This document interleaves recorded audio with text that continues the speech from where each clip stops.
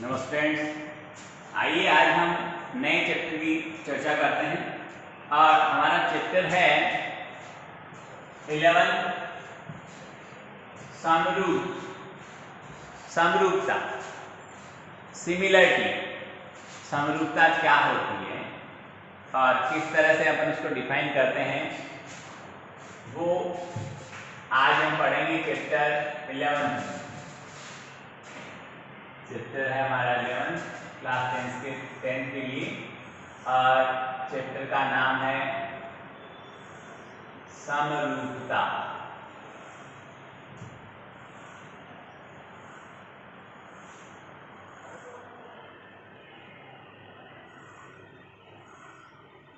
Similarity,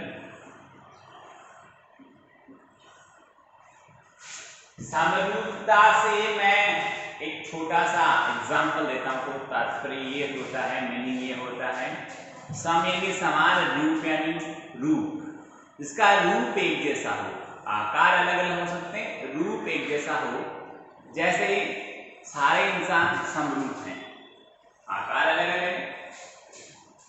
जैसे सारे त्रिभुज बनाते हैं, कैसे त्रिभुज, समबाहु, या अपन बहुत ही सिंपल एग्जाम्पल लें कि सारे जो आयत हैं वो समरूप होते हैं। आकार एक जैसा होता सभी आयतों का, छोटे बड़े हो सकते हैं लेंथ के अकॉर्डिंग, लंबाई चौड़ाई के अकॉर्डिंग। तो ऐसी आकृतियां जिनका रूप समान होता है और आकार अलग अलग होता है, उन्हें समरूप आकृतियां कहते हैं। और अगर देखिए, मैं यहाँ कुछ बिंदु आपको लिखकर जरूर बता सकता हूँ कि जैसे सारे के सारे जो सर्कल्स होते हैं, सारे के सारे जो वृत्त होते हैं वो समरूप होते हैं, क्योंकि वृत्त में क्या होता है, सिर्फ त्रिज्या बदलती है, आकार सबका सेम होता है। तो सारे के सारे जो वृत्त होते हैं वो समरूप होते हैं, सारे के सारे आयत समरूप होते हैं, सारे के सारे वर्ग समरूप होते हैं। और आप देखिए, सारे के सारे समांतर चतुर्भुज जो होते हैं वो समरूप हो ये जरूरी नहीं है। रीजन क्या है कि उनके कोण अलग अलग होते हैं, पर आयत और वर्ग का प्रत्येक कोण 90-90 डिग्री का होता है, चाहे छोटा बनाओ चाहे बड़ा। आकृतियों के आकार अलग अलग हो और रूप समान हो, में समरूप आकृतियां कहते हैं सिमिलरिटी, सिमिलर फिगर कहते हैं। आइए कुछ नाम वर्ड्स जिनकी अब हम यहाँ चर्चा करेंगे वो सारे आपको पता हैं। जैसे त्रिभुज, तो हमारे पास 4 तरह के त्रिभुज से 5 तरह के त्रिभुज बता दूंगा मैं आपको कि भुजाओं के आधार पर समबाहु, समद्विबाहु और विषमबाहु।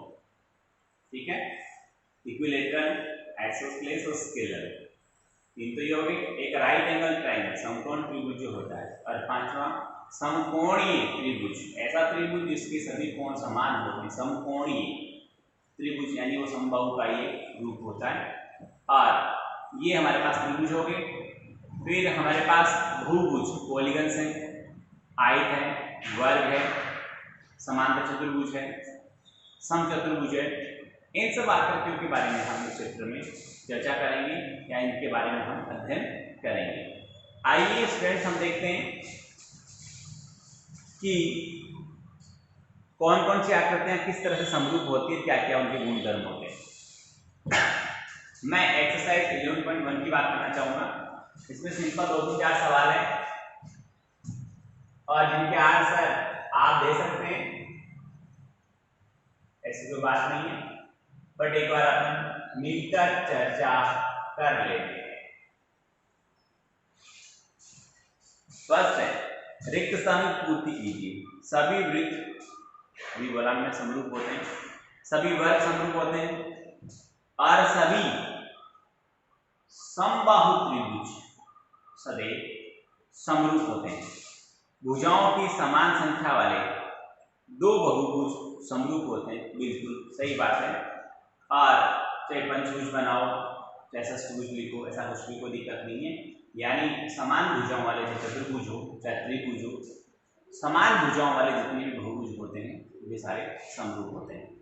आगे हम बात करेंगे निम्नलिखित कथन में सत्य कौन सा है, असत्य कौन सा है। तो 2 सर्वांग सम आकृतियां समरूप होती है। सर्वांग सम वे आकृतियां जो जिनका आकार और रूप दोनों समान हो। वे आकृतियां जिनका आकार और रूप दोनों समान हो, वे सर्वांगसम यानी सभी गुणों में समानता रखने वाली आकृतियां कहलाती है। और वे आकृतियां जिनका सिर्फ रूप एक जैसा हो, आकार अलग अलग हो, सभी गुणों में समानता नहीं रखती हो, उन्हें समरूप आकृतियां कहते हैं। कॉन्ग्रुएंट जो फिगर्स होती है उनके सभी गुण समान होते हैं, सभी अवयव परस्पर समान होते हैं। आगे देखिए, तो दो सर्वांगसम आकृतियां 101% समरूप होती है, परंतु आगे लिखा दो समरूप आकृतियां सर्वांगसम हो ये जरूरी नहीं है। आगे देखिए, दो बहुभुज समरूप होते हैं यदि उनकी संगत भुजाएं समानुपाती होती है, यानी उनकी संगत भुजाएं समानुपाती हो तो दो बहुभुज समरूप हो सकते हैं या नहीं हो सकते। इसकी बात करें हम थर्ड की, तो भुजाओं का ध्यान देना, त्रिभुज में क्या होता है कि भुजाओं का अनुपात बराबर होने पर वे समरूप होते हैं, पर बहुभुज में भुजाएं समान होने पर ही वो समरूप होते हैं, भुजाओं का अनुपात बराबर होने पर वो समरूप नहीं हो सकते। आगे चलिए, दो बहुभुज समरूप होते हैं यदि उनकी संगत भुजाएं समानुपाती एवं संगत कोण बराबर होता है। बिल्कुल, दो बहुभुज की बात करें तो दो बहुभुज अच्छी तरह से देखिए कि दो बहुभुज परस्पर क्या होते हैं कि समरूप होते हैं यदि उनकी दो संगत भुजाओं का अनुपात बराबर हो, उन दोनों भुजाओं के बीच के कोण परस्पर बराबर हो तो वे दोनों 101% समरूप होते हैं। पर केवल भुजाओं का अनुपात बराबर हो तब वे बहुभुज समरूप नहीं होते हैं। दो बहुभुज समरूप होते हैं यदि उनके संगत कोण बराबर हो। हाँ, दो बहुभुज समरूप होते हैं जब उनके संगत कोण बराबर हो। ध्यान दीजिए आप, यहाँ थोड़ा सा ये मतलब डाउट वाली बात है कि दो बहुभुज में जब कोण बराबर हो तो केवल दो कोण ही बराबर हो सकते हैं, ये बात नहीं, सारे के सारे कोण बराबर हो तब उसकी भुजाओं पर चर्चा कर सकते हैं। पर यहाँ पर इसको हम ऐसा से मानेंगे कि जब दो बहुभुज समरूप होते हैं यदि इनके संगत कोण बराबर हो, ये असत्य स्टेटमेंट माना जाएगा। आगे बढ़िए, समरूप आकृतियों के कोई दो उदाहरण आकृति बनाकर दीजिए, कोई दिक्कत नहीं, दो आप वर्ग बना दो या दो आयत बना दो या दो वृत्त बना दो, ये समरूप आकृतियों एग्जाम्पल हो गई। और अब हम आगे बढ़ते हैं कि त्रिभुज की समरूपता पर आधारित प्रमेय पढ़ेंगे हम, और वो फर्स्ट प्रमेय और बहुत ही इंपॉर्टेंट प्रमेय एग्जाम के अकॉर्डिंग है, वो ये है कि किसी त्रिभुज की एक भुजा के समांतर हम एक रेखा खींचते हैं तो वह रेखा उसकी शेष भुजाओं को समान अनुपात में विभाजित करती है। यानी जब हम किसी त्रिभुज की एक भुजा के समांतर को रेखा खींचते हैं तो वह रेखा अन्य शेष भुजाओं को समान अनुपात में विभाजित करती है, यानी उन दोनों भुजाओं के जो टुकड़े होते हैं परस्पर समान होते हैं, मतलब समान अनुपात में होते हैं। आगे देखिए, तो इस थ्योरम का आज हम यहाँ पर अध्ययन करेंगे, बहुत ही शानदार है, इसे आधारभूत आनुपातिकता प्रमेय या थेल्स प्रमेय भी कहते हैं। देखिए,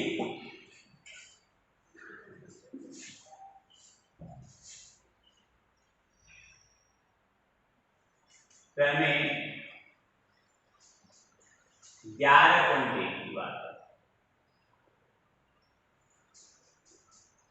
और नाम है इसका आधारभूत आनुपातिकता प्रमेय।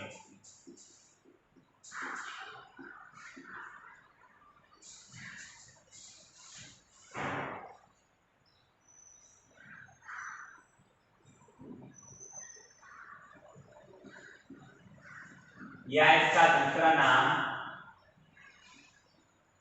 थेल्स प्रमेय भी है।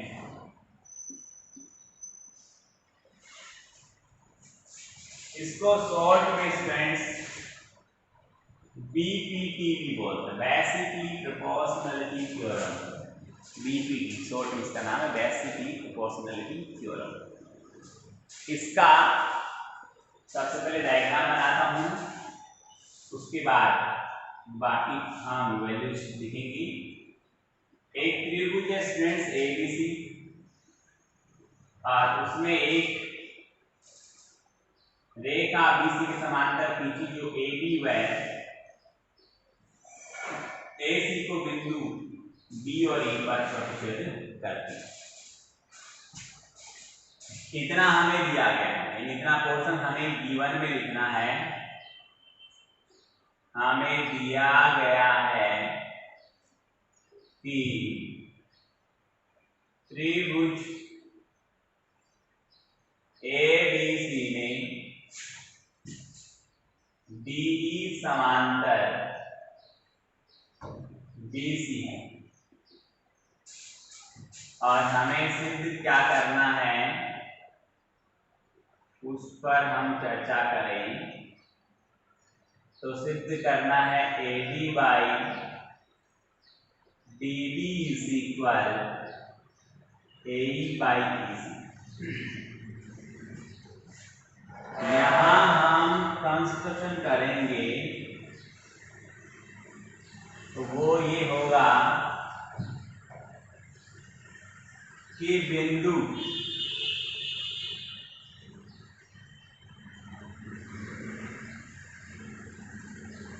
D व E से क्रमशः लंब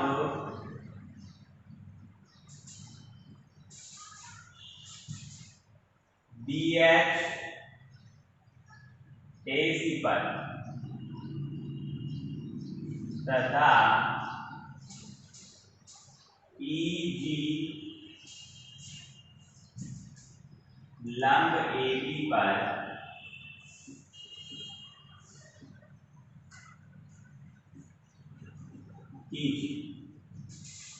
S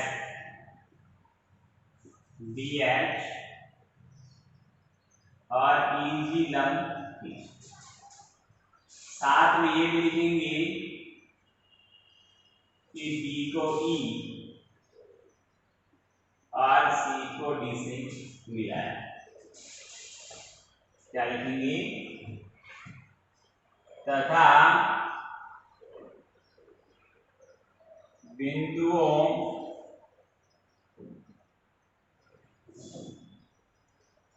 B तथा B व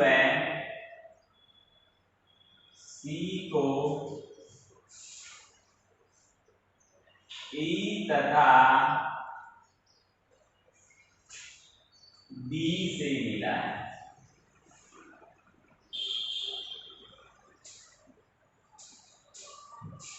ये रचना होगी। आप प्रूफ देखिए। प्रूफ होगा स्टूडेंट्स। यहां पर एक थीम पहले एक्सप्लेन करता हूं मैं आपको। थीम ये है कि एक ही आधार और एक ही समांतर रेखाओं के युग्म के मध्य बने सभी त्रिभुजों के क्षेत्रफल सदैव समान होते हैं। एक तो ये प्रॉपर्टी हम यूज करेंगे और दूसरा है कि एक ही त्रिभुज का विभिन्न आधार और विभिन्न ऊंचाइयों से निकाला गया क्षेत्रफल सदैव समान आता है। एक ही त्रिभुज है, उसमें अलग अलग आधार और अलग अलग ऊंचाई लेकर उसका क्षेत्रफल का आकलन करें, उसका कैलकुलेशन करें तो वह क्षेत्रफल सदैव समान आता है। आइए मैं बात करता हूं, जरा देखिए कि त्रिभुज ADE व त्रिभुज EDB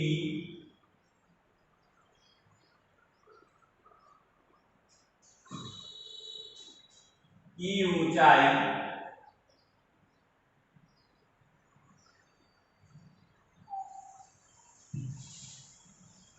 EG है।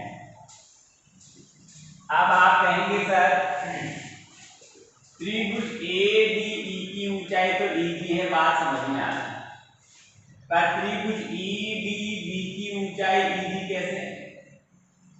अब ये जो कोण दिख रहा है मुझे वो 90 डिग्री से बड़ा है और जिस त्रिभुज का एक कोण 90 डिग्री से बड़ा होता है उसे अधिक कोण त्रिभुज कहते हैं।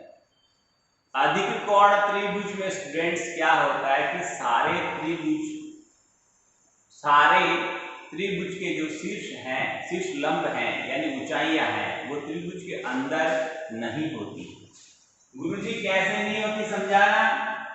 ये देखो एक अधिकोण त्रिभुज, इसकी इस शीर्ष से जब आप ऊंचाई डालोगे तो वो त्रिभुज के अंदर दिखेगी, यानी आपने लंब खींचा तो ये ऊंचाई बन गई। यदि आपने लंब डाला है, ये ऊंचाई है, तो ये त्रिभुज के अंदर है। पर बाकी शीर्षों से सामने की भुजा पर खींचे गए लंब त्रिभुज के अंदर नहीं होते, बाहर होते। कैसे? मैं यदि यहां से लंब डालूं तो ऐसे तो डाल नहीं सकता, ऐसे डालूंगा तो कोण 90 डिग्री में बनेगा। आप जिस बिंदु से लंब डालते हैं, जिस पर लंब डालते हैं, उन दोनों के मध्य का कोण समकोण होना चाहिए। तो इसको हम आगे बढ़ाएंगे। यहां से लंब डाला तो समझिए ये लंब है इस त्रिभुज का। कौन से त्रिभुज का? ये जो त्रिभुज है इसका लंब है, पर है इसके बाहर। तो देखिए यहां पर भी ऐसा ही है, डी ई डी जो बी त्रिभुज है उसका लंब कौन है? ईजी है, पर इसके अंदर नहीं दिखाई दे रहा, बाहर है। आगे बढ़ते हैं। इसी तरह पहले समझा दूं। नेक्स्ट जो पेयर लूंगा मैं ए डी बी का लूंगा और डी ई सी का लूंगा। तो इन दोनों ट्रायंगल के पेयर में डी एच दोनों की ऊंचाई कहलाएगी। तो दोनों की ऊंचाई कौन है? ईजी है। आप कहेंगे कि क्योंकि area of triangle ADE by area of triangle EDB और ट्रायंगल का area half dash into height, ऊपर वाले का बेस एडी आएगा, हाइट जो ईजी आ रही है कि लंब जिस भुजा पर जाकर टिकता है वो भुजा आधार होती है। ये लंब ऊंचाई ईजी जिस पर जाकर यहाँ पर टच होती है वो आधार है, एडी आधार। और यानी इस नीचे वाले का आधार डीबी हो जाएगा, क्योंकि काल्पनिक रूप से आगे बढ़ाकर देखें तो ये लंब डीबी के ऊपर टच हुआ। तो नेक्स्ट इसका आ जाएगा 1/2, नीचे वाले का आधार डीबी और इनकी ऊंचाई को भी रहेगी। यहाँ पर क्या हुआ? ये दोनों बचेंगे, ये दोनों कैंसिल, ये दोनों कैंसिल। आगे इसका जो रिजल्ट है एडी बाई डी, यानी area of ADB upon area of EDB are equal to AD by D. आप देखो, तथा दूसरा त्रिभुज लेते हम, त्रिभुज एडीई व त्रिभुज बीईसी में या की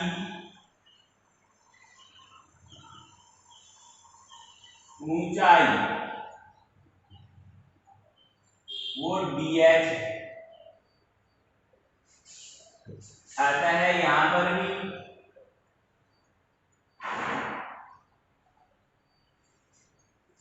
area of AD by area of BC is equal वही हाफ डैश उसका हो जाएगा एई और हाइट उसकी डीएच है। यहां पर भी हाफ डैश उसका हो गया ईसी, हाइट डीएच। डीएच से डीएच गया, ए से सॉरी हाफ से हाफ गया, बच गया ए बाई ईसी।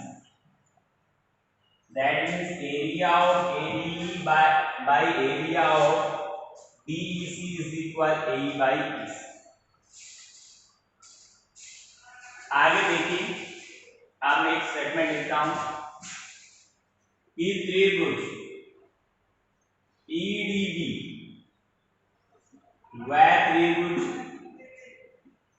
बीईसी एक ही आधार, और आधार का नाम है डीई, तथा एक ही समांतर रेखाओं के युग्म उनका नाम ले सकते हैं अपन, DE समांतर BC के मध्य स्थित है। जब दो या दो से अधिक त्रिभुज एक ही आधार और एक ही समांतर रेखाओं के युग्म के मध्य स्थित होते हैं तो उनका एरिया बराबर होता है। उनका एरिया क्या होता है? बराबर। Area of EDB is equal area of DEC। Equation number 3 by equation first, second और थर्ड से कंपेयर कीजिए। इसका अंश है एरिया ऑफ ADE, इसका अंश एरिया ऑफ ADE, दोनों समान है। इसका हर एरिया ऑफ EDB, इसका हर एरिया ऑफ DEC। तो हमने आप प्रूव कर दिया कि एरिया ऑफ EDB और एरिया ऑफ DEC दोनों समान है। तो समीकरण 1 और 2 को देखो, अंश तो पहले से बराबर है, हर भी अपन ने समान बता दिए। तो समीकरण 1 का पूरा बायां पक्ष और समीकरण 2 का पूरा बायां पक्ष समान है। जब दो समीकरणों का एक एक पक्ष बराबर होता है तो बचा हुआ पक्ष भी समान होना चाहिए। तो हम यहाँ पर भाषा में लिखेंगे समीकरण 1 व 2, समीकरण 1, 2 व 3 से तुलना करने पर आपने पाया कि एरिया, ये पार्ट बायां पक्ष और इसका बायां पक्ष बराबर है, तो इसके दोनों के बायां पक्ष बराबर होने चाहिए। AB बटे DB बराबर AE और बटा EC। ये हमारा स्टेटमेंट ट्रू हो चुका है। तो स्टूडेंट जरा बोर्ड पे गौर से देखिएगा, ये है हमारी प्रमेय 11.1 आधारभूत आनुपातिकता प्रमेय। इसे थेल्स प्रमेय बोलते हैं और शॉर्ट में इसका नाम है BPT, बेसिकली प्रोपोर्शनलिटी थ्योरम। इसमें गिवन होता है कि एक त्रिभुज की एक भुजा के समांतर एक रेखा खींची गई है जो शेष भुजाओं को दो बिंदुओं पर प्रतिच्छेद करती है। वो बिंदु हमारे पास यहाँ D और E पे सिद्ध करना होता है कि उन दोनों भुजाओं के जो दो दो टुकड़े हुए हैं उन टुकड़ों का अनुपात परस्पर बराबर होना चाहिए। इसके लिए हम रचना में इन प्रतिच्छेद बिंदुओं से सम्मुख भुजाओं पर दो लंब डालते हैं और इन प्रतिच्छेद बिंदुओं को नीचे वाले सम्मुख बिंदुओं से ज्वाइन करते हैं। और जो मैंने यहाँ पर बताया इस अनुसार हम 3 समीकरण बनाते हैं और तीनों समीकरण की सहायता से हम सिद्ध करते हैं कि किसी त्रिभुज की एक भुजा के समांतर खींची गई रेखा शेष भुजाओं को समान अनुपात में बांटती है, अर्थात AB बटा DB बराबर AE बटा EC। स्टूडेंट्स, इस प्रकार ये बहुत ही शानदार थ्योरम मैंने आपको समझाई है, बहुत ही शानदार चैप्टर है। अच्छी तरह मेहनत करें, समझें और इसमें से 6 नंबर का सवाल आने के चांस बनते हैं, इसलिए इसको विशेष रूप से देखना है। बहुत बहुत धन्यवाद।